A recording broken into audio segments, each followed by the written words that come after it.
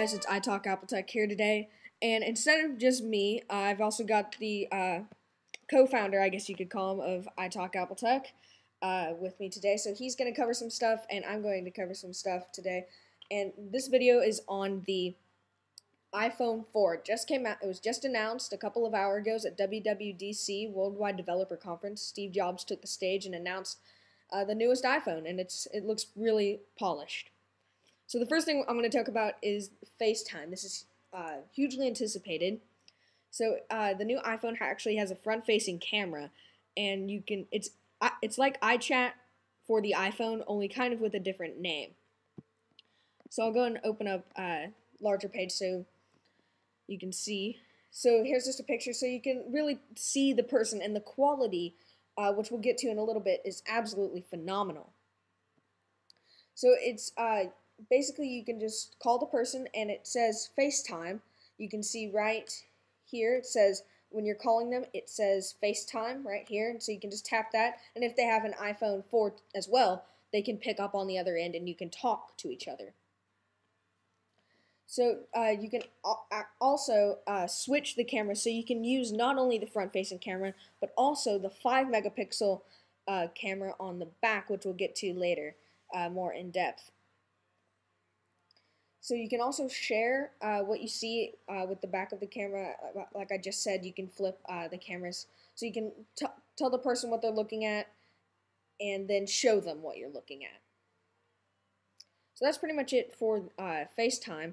I'll go and let the other person here with me talk about the Retina display.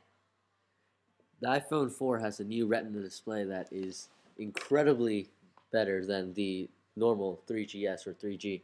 Its pixel density is at 326 ppi, pixels per square inch, instead of the normal, well, the human eye can only register 300 ppi, and so the quality just is brilliant compared to. And here you see a display zoomed in of the iPhone 3GS and the iPhone 4. It gets phenomenally better if you look through.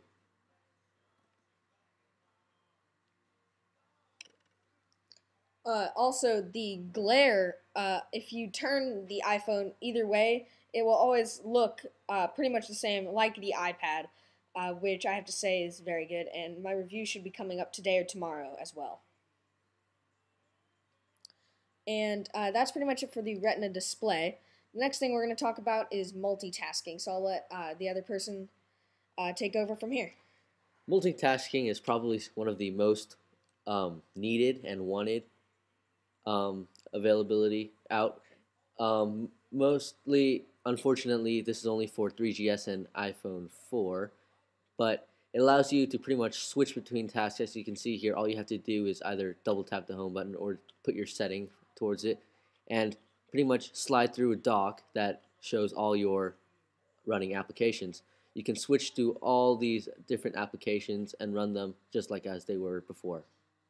As you can see here, a switch between apps quickly and pick up right where you left off. As switching between your inbox and tap, it runs perfectly fine.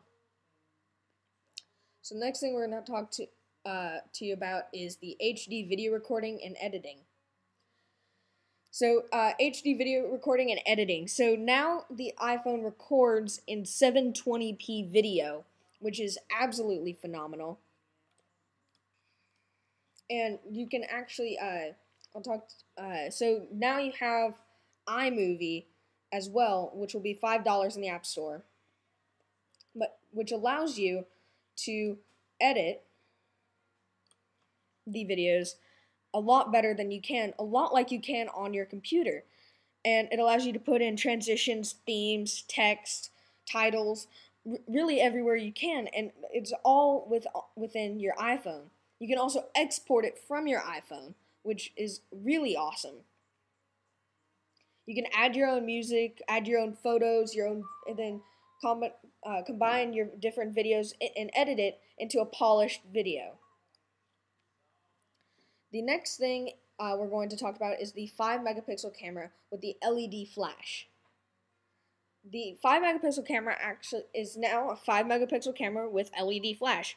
It also includes a 5 times digital zoom, which is a huge improvement from the 3GS with no zoom and only a 3 megapixel camera. So it's really a step up from there.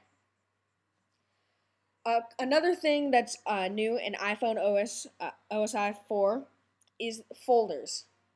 Folders is probably one of the most useful applications you could probably ever use.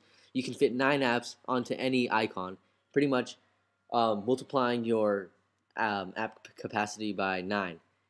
You have, as you can see here, all you have to do is drag one app over another, and it creates a folder. The folders are automatically named by creating tags of the apps, reading the tag, and creating what would be a normal folder. So next thing we're going to talk about, just real quick, is the hardware of the device. So it's going to be 4.5 inches tall, a little less than 2.5 inches wide, a little less than half an inch thick, and the weight is only going to be about 5 ounces. It's going to come in 16 or 32 gigabyte flavors, I guess you could say. Colors would be in white or black. It's obviously had the Retina display we just discussed earlier. Plus, it has the standard 3.5-inch diagonal widescreen multi-touch, 960 by 640 pixel resolution at, as I said earlier, 326 ppi. The contrast ratio is normal. It's fingerprint resistant, and it's got a great coating. Oleophobic. Yeah. Yeah, it's kind of hard to say. Also, on the white iPhone, which is kind of new, is the front plate is also white, not just the back. The buttons on the outside are pretty much the same. The volume up and volume down buttons are separate this time, and the ring and silent button is slightly modified. It looks a lot more elegant than the original. Three internal things that are seriously improved is the accelerometer and gyroscope, which improves so if you go up and down, the gravity does not affect the accelerometer. Also, the battery is 40% larger than the 3GS, which is a huge improvement because they made more room for the battery. Also, it's running an Apple A4 custom processing chip, 1 gigahertz, which is extremely fast, and it's also the same chip that's found in the iPad, which I can tell you firsthand is extremely fast and polished. Now, having this chip in an iPhone will greatly improve your satisfactory, I guess you could call it, of using the device. And I'm pretty sure that's all there is to say. What comes in the box, pre-orders come out you can start pre-ordering your device on June 15th, and it's going to be released at all Apple stores on June 24th. So mark your calendars, everyone. I'm hoping I'll be there to pick one up, camping out. It looks really nice, and so what comes in the box, I'll just say it real quick. It's going to have the iPhone 4, of course, Apple earphones with the remote and mic, a dock connector to the USB cable, the USB power adapter, and the documentation.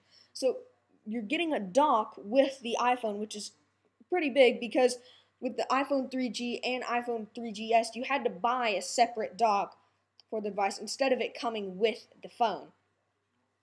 So guys, that's pretty much it today. Thank you guys for watching. Please rate, comment, subscribe, anything you guys can do to help us out here, and I'll catch you in the next video. Peace.